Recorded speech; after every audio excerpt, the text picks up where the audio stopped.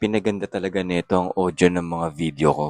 Ito nga pala ang TNW wireless mic. Sobrang excited ko, tinesting ko na agad siya. Madali lang siyang gamitin dahil plug and play lang siya. Dalawang mic na in-order ko para sa amin dalawa ng misis ko. Pero pwede ka ring umorder nito na isa lang ang mic. Kagandahan dito, pwede siya sa Android at iOS. Iko-connect mo lang ang receiver sa cellphone mo at iilaw yan. And then long press mo lang yung pindutan sa mic mo. Pag nag-steady ang green yan, good to go ka na. May clip na yung mic niya, matic na yan. Ganito ang audio niya pag walang mic.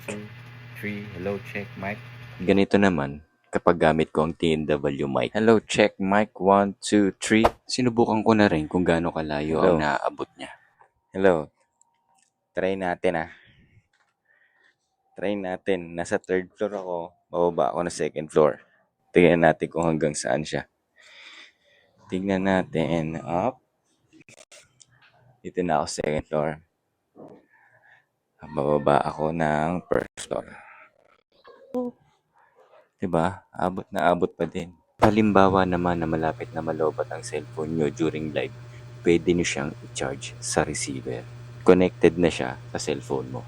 Gamit ko nga pala tong mic sa pag-voice over dito sa video na to. At para sa akin, panalo tong TNW mic. Siguradong maganda na ang audio ko sa mga susunod kong video. Kung gusto mo din nito, i-click mo lang yung yellow basket. Bye-bye.